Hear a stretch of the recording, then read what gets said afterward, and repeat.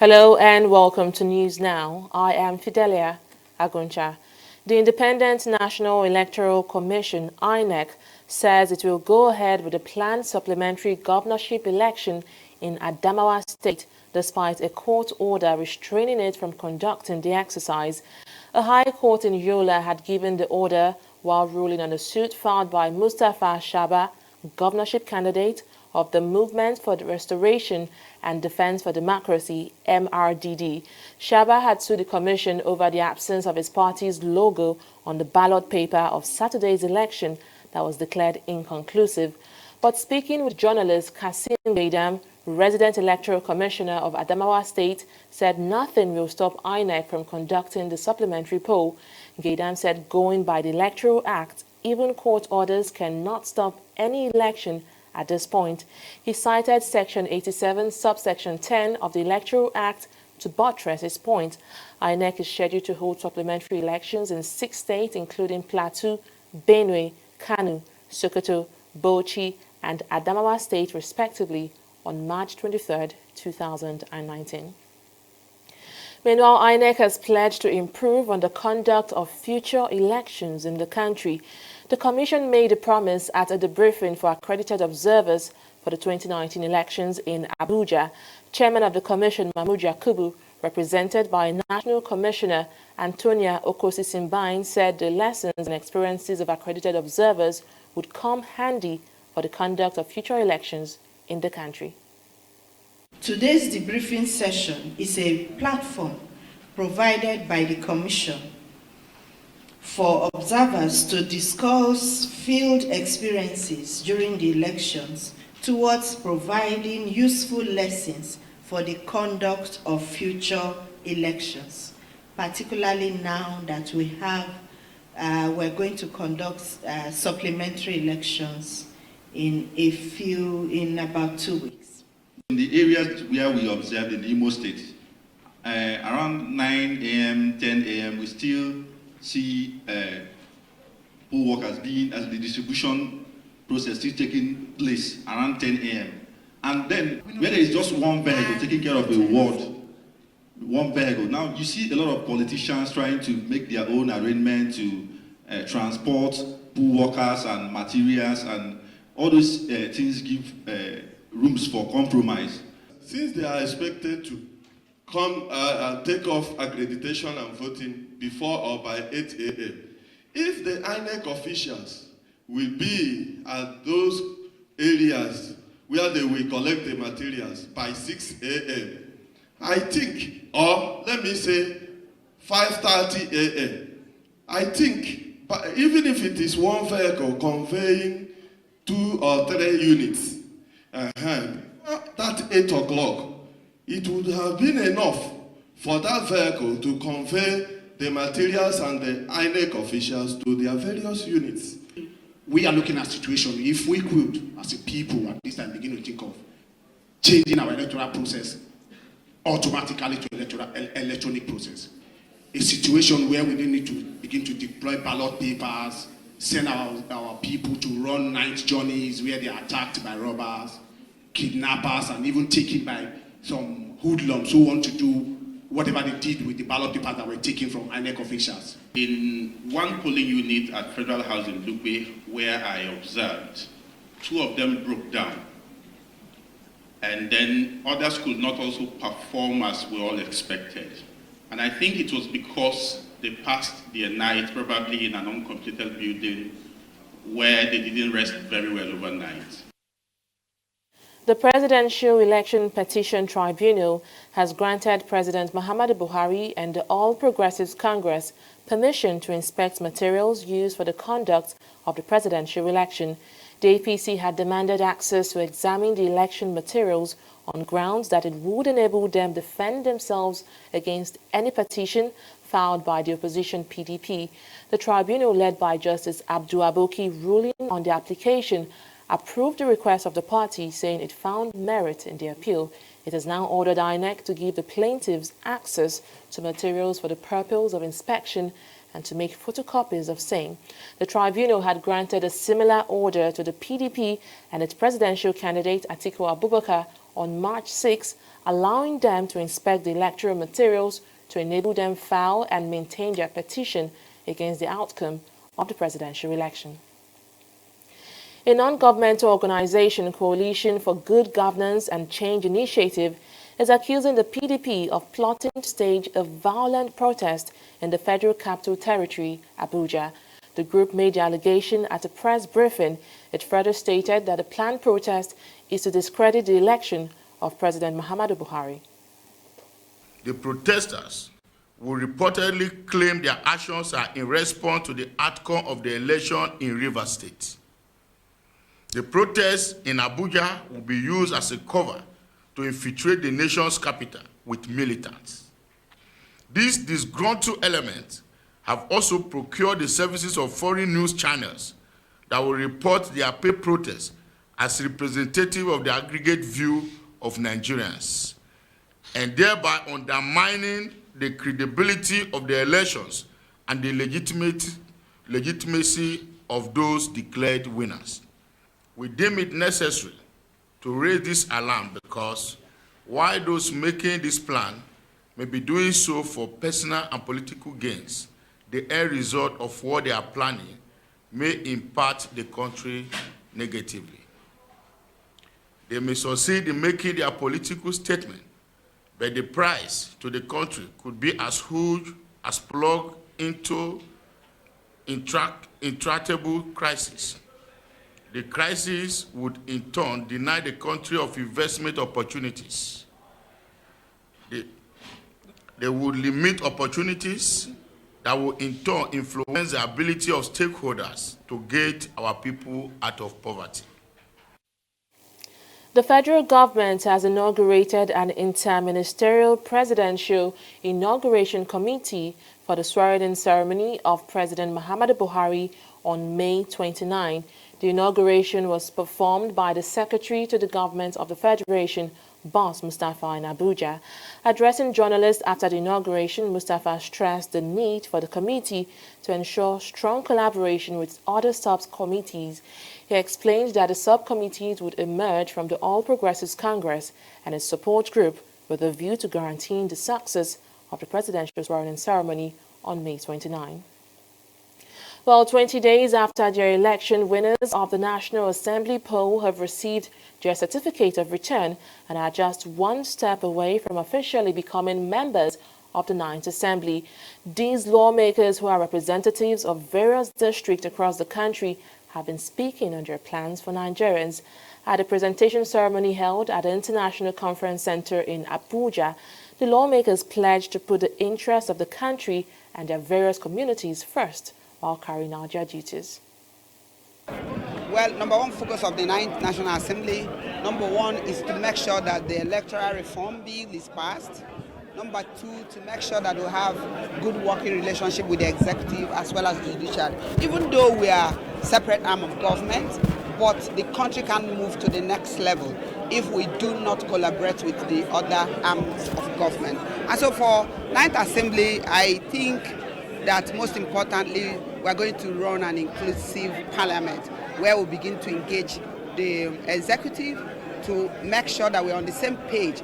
But that will not remove the power of oversight.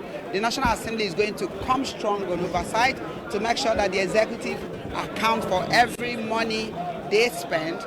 And of course, we are going to focus on deliveries to constituencies. Especially a leader that will be focused, a leader that will believe in what we believe in. We have always had a harmonious house, so we don't expect less from anybody that will lead us. And that will be my focus.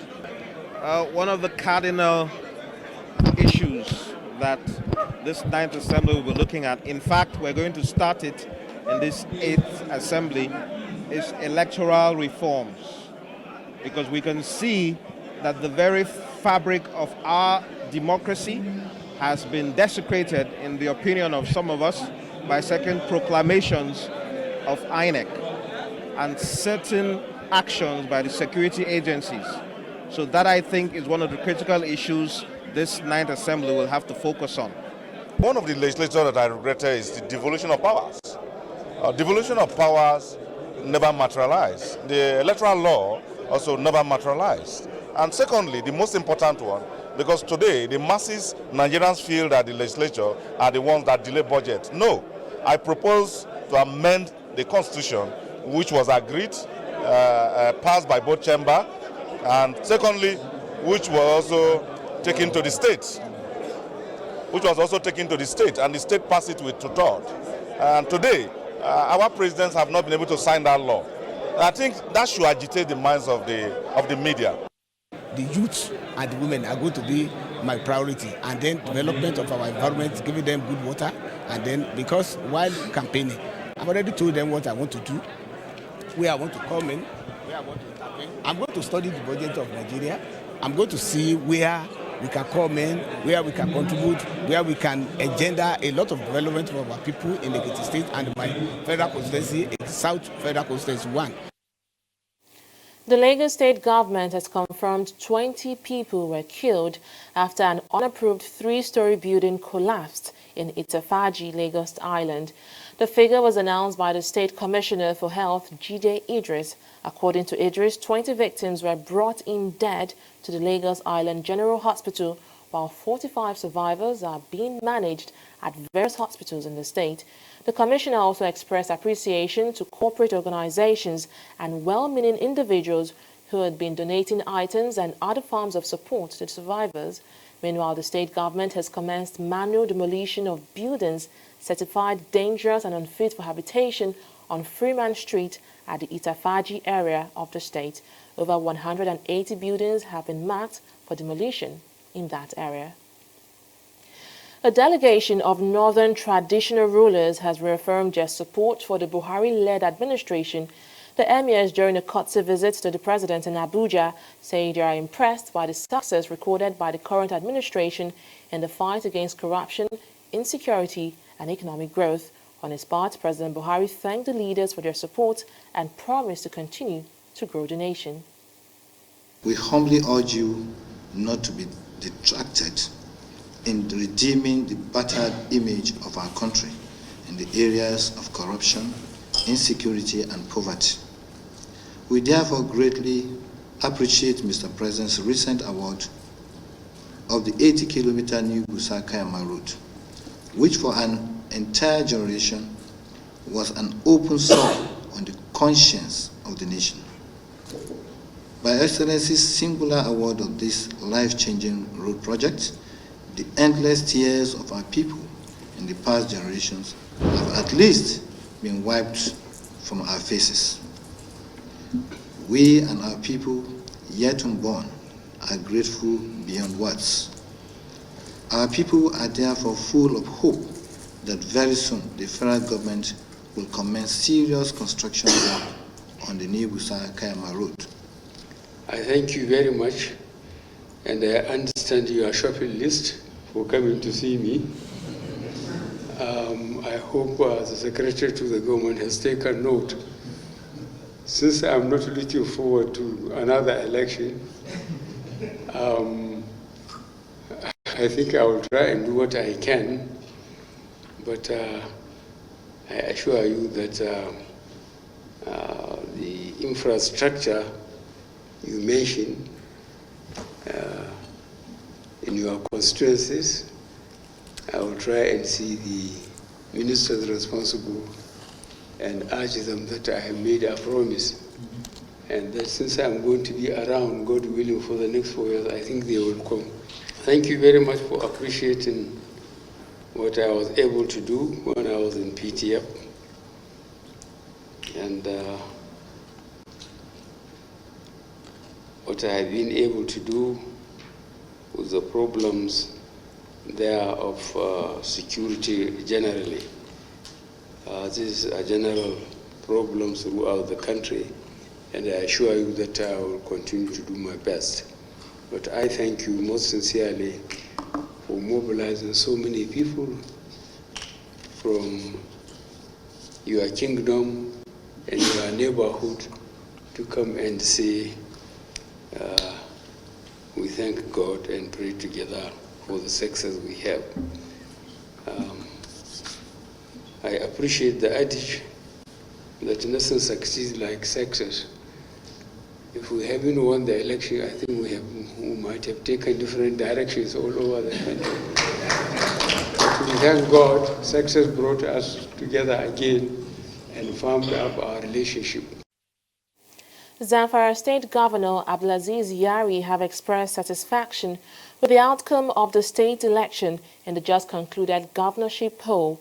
Yari made this known while speaking to State House correspondents after a meeting with President Muhammadu Buhari in Abuja. He says despite the rate of violence in the state, the people still believe in his administration. I'm really happy with the outcome of the election and also to appreciate my people. Despite the fact that some other people are thinking I was carried away by activities in the center, I'm more likely abandoning the states under the siege and all other insecurity problem. But people there, they know what the administration is doing, and they appreciated the administration of Mr. President, because despite the fact that we are having more and more attacks day by day, but the security agency are doing and their presence is immense. So therefore, the people there respect what the president is doing and appreciated it, and then they are working with the president and with their governor. Well, a fresh batch of 174 Nigerians stranded in Libya have been repatriated from the North African country. The returnees were received by the National Emergency Management Agency, NEMA, at the cargo wing of the Murtala Mohammed International Airport. Speaking to journalists, NEMA coordinator for Lagos State, Idris Mohammed, said the total number of stranded Nigerians repatriated back from Libya now stands at 12,574. He also revealed that over 4,900 of the returnees have been trained on various skill acquisition and empowerment program by the IOM. We'll take a short break here and return with news in business. Don't go away. You're still watching News Now on TV360 Nigeria. Corruption not in my country. Madam. Madam, welcome.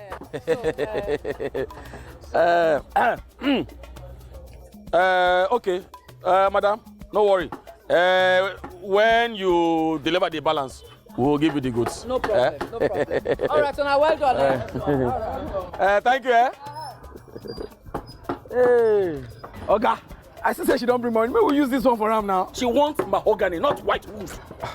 Oga, our work now to join wood together, deliver whatever to customer. Put the remaining profit for pocket. Abba, this is corruption, not in my country. Corruption not in my country. Stop corruption now.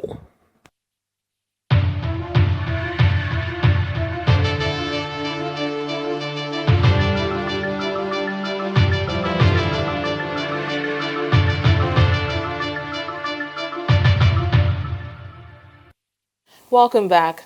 For business, we will now join Oyin Adekunle, who is standing by with details. Hello, Oyin. Hi, Fidelia. So I hear the nation's inflation rate has again dropped. Could you tell us more about this? Nigeria's inflation rate has fallen by 0.06%, dropping to 11.31% in February 2019 from the 11.37% rate recorded in January 2019. This is according to a monthly inflation data released by the National Bureau of Statistics, which measure the country's consumer price index. On a month-on-month basis, the headline index increased by 0.73% in February 2019, which is 0.01% rate lower than the rate recorded in January 2019. The urban inflation rate increased by 11.59% year-on-year in February 2019 from 11.66% recorded in January 2019, while in rural inflation rate increased by 11.05% in February 2019 from 11.11% in January 2019. However, the composite food index rose by 13.47% in February compared to 13.51% in January 2019. Embattled airline manufacturer Boeing says it is set to roll out an upgrade to the MCAS stall prevention system for 737 MAX aircraft that have had 2 deadly accidents in recent months. The system was implicated in the crash of a 737 MAX 8 in Indonesia in October, though the cause of the fatal Ethiopian Airlines accident last weekend is yet to be determined. According to media reports from inside sources, the software fix, which was already underway prior to the latest incident, will only take about 2 hours to install. The MAX aircraft have been grounded worldwide in the wake of Sunday's crash near Addis Ababa that killed 157 passengers and crew, and Boeing has halted deliveries of its top-selling model. Well, oil prices edged up on Friday, with U.S. crude climbing to its highest so far this year as production cuts led by OPEC and U.S. sanctions against Venezuela and Iran likely created a slight deficit in global supply in the first quarter. Yet prices have been prevented from rising further by concerns that an economic slowdown will soon start denting growth in fuel demand. U.S. crude oil futures were up 15 cents at $58.76 per barrel, their strongest so far in 2019. While Brent crude oil futures were at $67.43 per barrel, up 20 cents. Oil had rallied around a quarter since the start of the year. We'll now look at stock market review right after this break. Please stay tuned.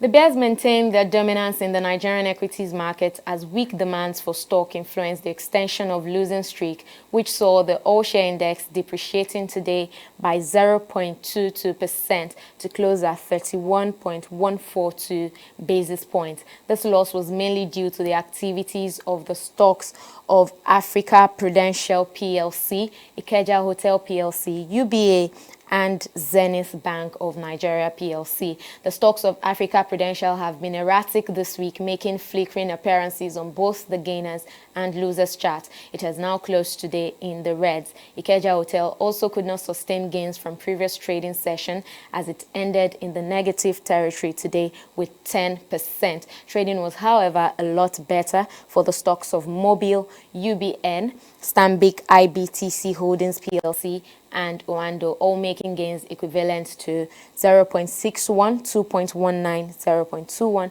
and 1.74% respectively. In total, the volume in value of transactions was higher by 31,988,000, with 31.988 thousand, I beg your pardon, compared to yesterday's session. At the close of trading today, total volume stood at 209.618 million. Significant increase was also recorded in the value of shares traded. It has now moved up from the 2 billion naira mark to close at 3.329 billion naira. In the foreign markets, the Financial Times Stock Exchange is up by 0.60%. U.S. stocks is also advancing on renewed optimism on the U.S.-China trade front, while Nikkei is also climbing 0.77%, which is driven by investor sentiment, which was lifted as the yen eased and Chinese equities firmed up. It's back to you now, Fidelia, for the rest. Well, thank you for that update. It's sad that the NSE is closing in the red for the second day, and that's after recovering just for one day after closing in the red for 5 days last week. But we hope for better days next week. Of course. To the foreign scene, U.S. President Donald Trump has condemned the twin mosque attacks in New Zealand that killed at least 49 worshippers and wounded dozens more. Describing the incidents as a horrible massacre, Trump noted that the U.S. stands by New Zealand and will assist it in every way possible. Also, New Zealand's head of state, Queen Elizabeth II, has condemned the attack, saying she was deeply saddened by it. No fewer than 49 people were killed on Friday by a gunman who opened fire inside 2 mosques. The shooting has been classified as a terrorist attack. Well, Japan is the latest country to join a global ban on fleets of Boeing 737 MAX planes in the wake of Sunday's crash, which killed all 157 people aboard. The country's Land and Transport Ministry have ordered overseas carriers not to fly Boeing 737 MAX aircraft to any airport in Japan. They say the ban won't be lifted until they confirm the aircraft is safe. On Wednesday, the U.S. joined Canada and other countries in grounding the aircraft, saying that new evidence showed similarities between Sunday's deadly crash of an Ethiopian Airlines Boeing 737 MAX 8 and a fatal plane crash in Indonesia in October 2018. And to the world of sports, Manchester United, who staged a dramatic comeback against Paris Saint-Germain to make the last 8, will take on Barcelona, while last year's finalists Liverpool will face Porto in the Champions League quarterfinals after being drawn together on Friday. Manchester City and Tottenham Hotspur meet in an all-Premier League clash, while Ajax clash with Cristiano Ronaldo's Juventus after dumping out European champions Real Madrid in the last 16. Meanwhile, the first leg of Manchester United versus Barcelona will be at Old Trafford, having been initially at Camp Nou, but UEFA had ruled that Manchester City and Manchester United will not be able to play at home at the same night nor on consecutive nights following a decision made by the relevant local authorities. United and Barcelona have met twice in the final in 2009 and 2011, with the Catalan Giants winning on both occasions. Arsenal have been handed a tough assignment in the quarterfinals of the Europa League after being drawn against Napoli, while Chelsea will face Slavia Prague. In the other two ties, there is an all-Spanish tie featuring Villarreal taking on Valencia, while three-time runners-up Benfica will take on Eintracht Frankfurt. Well, the first leg of the tie will take place on April 11, with the return leg 7 days later on April 18. As Arsenal and Chelsea were both drawn to play at home in their second legs, UEFA regulation means Arsenal's tie with Napoli will now be reversed, with the Gunners hosting the Italian side in the first leg instead. And that's the size of our bulletin on News Now. Thank you so much for watching. I am Fidelia Aguncha. Bye for now.